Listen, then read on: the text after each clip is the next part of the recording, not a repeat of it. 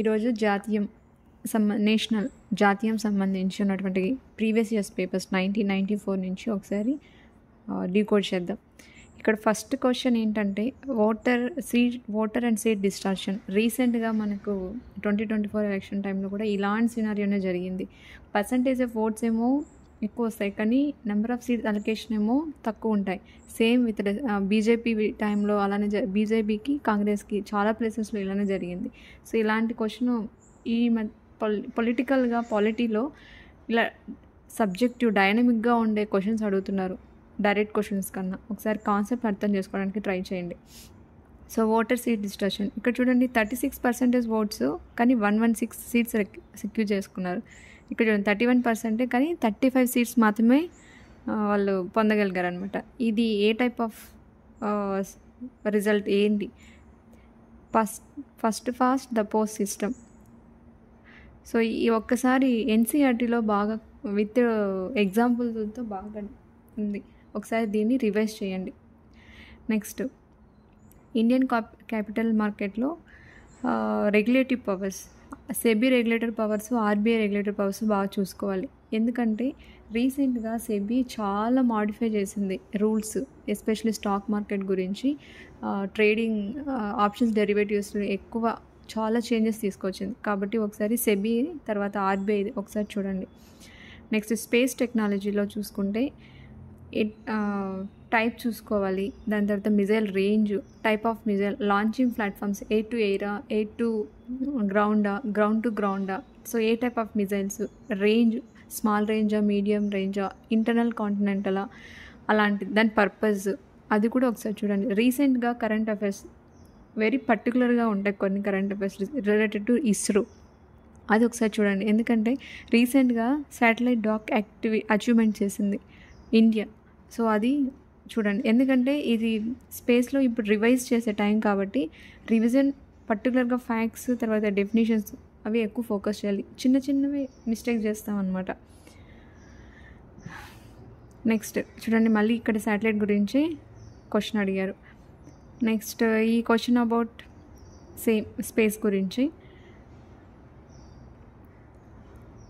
Next ఇక్కడ ఏంటంటే WTO ఇక్కడ రివైజ్ చేసుకోవాలి. WTO కూడా అగ్రిమెంట్స్ ఏవైతే ఉన్నాయో అగ్రిమెంట్స్ అన్నీ చూడాలి. మనకు అన్నీ తెలుసు, ట్రిప్స్, తర్వాత అగ్రిమెంట్ ఆన్ అగ్రికల్చరు, తర్వాత యాంటీ డంపింగ్ డ్యూటీస్, ఇవన్నీ కొన్ని ఫేమస్గా ఉంటాయి. ఇంకొన్ని కూడా ఉంటాయి కానీ ఎక్కువ అడగలేదు ఎగ్జామ్లో. సో అలాంటి వాటి మీద కొంచెం ఫోకస్ చేయండి. బాలి ప్యాకేజ్ కానివ్వండి, తర్వాత agreement on technical barriers to trade కానివ్వండి, అగ్రిమెంట్ ఆన్ శానిటరీ అండ్ తర్వాత అగ్రిమెంట్ ఆన్ ట్రేడ్ ఫెసిలిటేషన్ కానివ్వండి, తర్వాత ట్రేడ్ ఇన్ సర్వీసెస్ కానీ. సో ఈ ఒక్కసారి అగ్రిమెంట్స్ ఏవే ఉన్నాయి WTO గురించి ఒకసారి మొత్తం రివైజ్ చేసుకోవాలి. నెక్స్ట్ ఇక్కడ మినిస్ట్రియల్ అగ్రిమెంట్ ఆన్ ఇన్వెస్ట్మెంట్, రీసెంట్గా ఇది OECDకి సంబంధించింది. ఇవన్నీ ఇదివరకు ఉన్న WTOనే, కానీ ఇవన్నీ ఫేస్ అవుట్ అయిపోయి ఒక దాంట్లో ఒకటి మర్జ్ చేసేసారు.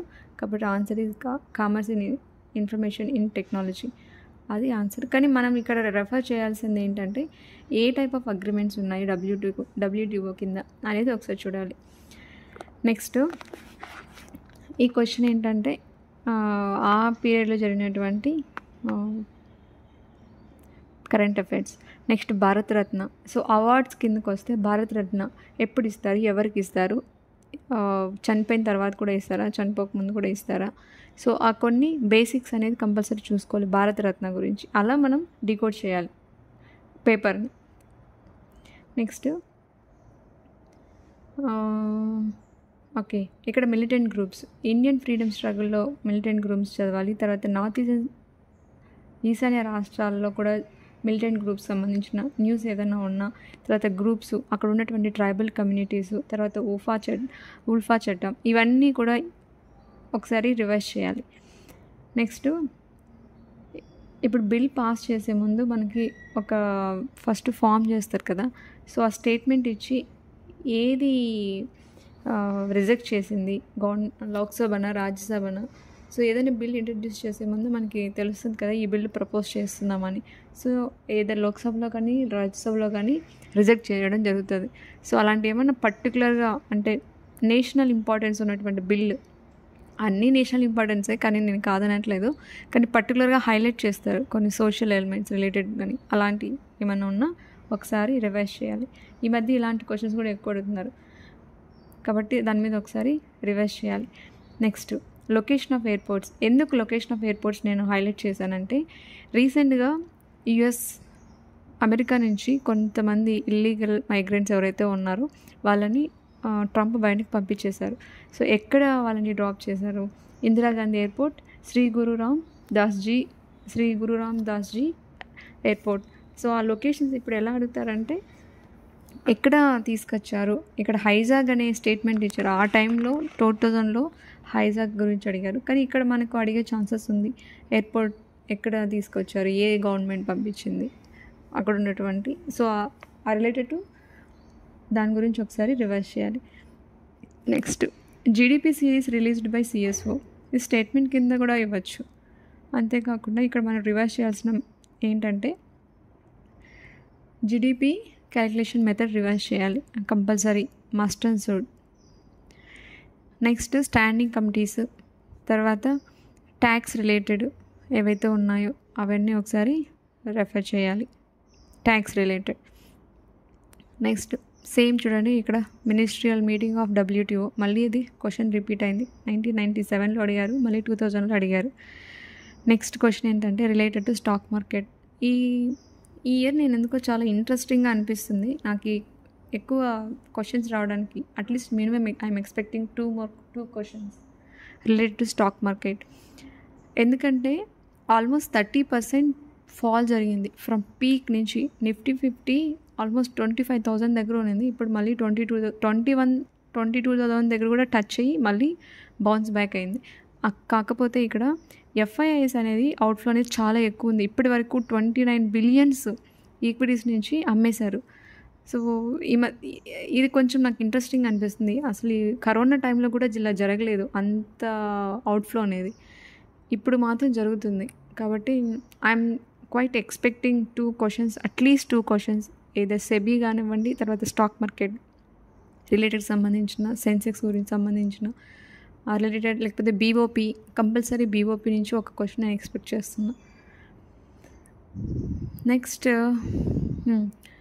Wholesale price index released by the government of India. So ఇక్కడ మెయిన్గా ఇక్కడ బేస్ ఇయర్ ఏది తీసుకున్నారు 2011, ఇప్పుడు present 2011, 2012. WPI versus CPI, consumer price ఇండెక్స్కి హోల్ ప్రైస్ ఇండెక్స్కి డిఫరెన్స్ ఏంటి, అందులో కాంపోనెంట్స్ ఏంటి? WPIలో ఓన్లీ గూడ్స్ ఉంటాయి, సర్వీసెస్ అనేటివి ఉండవు, ఇంక్లూడ్ చేయరు క్యాలిక్యులేట్ చేసేటప్పుడు. హోల్సేల్ లెవెల్లో క్యాలిక్యులేట్ చేస్తారు, కానీ CPI రీటైల్ లెవెల్లో కన్సిడర్ చేస్తారు. అంతేకాకుండా అక్కడ సర్వీసెస్ అని కూడా ఇంక్లూడ్ చేస్తారు. ఇక్కడ ఓన్లీ ప్రైమరీ కాంపోనెంట్స్ ఉంటాయి, ఓకేనా, లైక్ ఫ్యూయల్స్, తర్వాత మ్యానుఫ్యాక్చరింగ్, అంతే. నెక్స్ట్ యూనియన్ బడ్జెట్ ఆబ్వియస్లీ చదువుతాము అది. తర్వాత 5-year ప్లాన్స్ ఒక్కసారి రివైజ్ చేయాలి. 5-year ప్లాన్స్లో ఫ్యాక్ట్స్ ఉంటాయి, కంపల్సరీ 5-year ప్లాన్స్ రివైజ్ చేయండి. నెక్స్ట్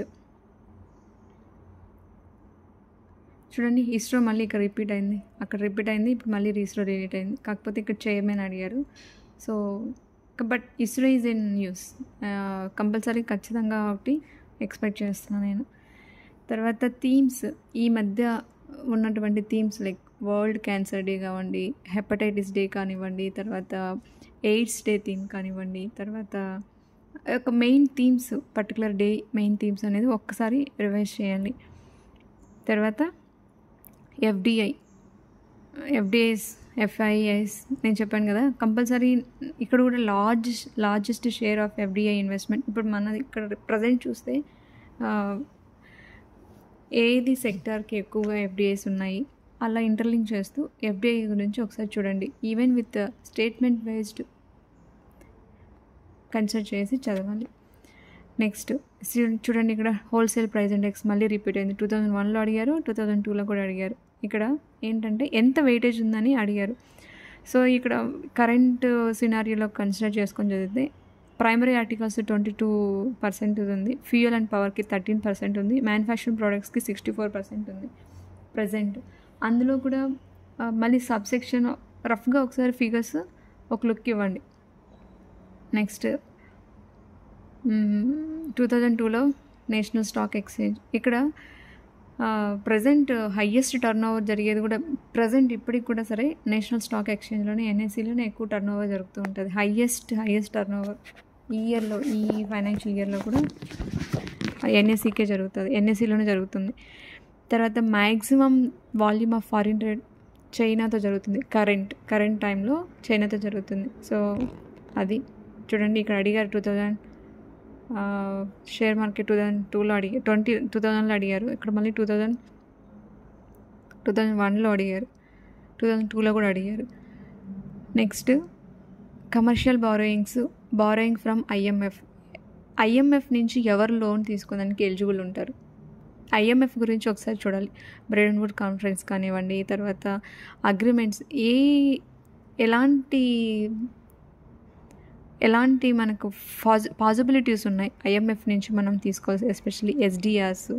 తర్వాత ఎలాంటి ఫెసిలిటేషన్ కల్పిస్తుంది ఐఎంఎఫ్, ఎవరు దాని నుంచి డైరెక్ట్గా లోన్ తీసుకోవచ్చా, సో ఏం కొలెటరల్ పెడితే మనకు లోన్ ఇస్తుంది, అదొక్కసారి చూడాలి ఐఎంఎఫ్ది.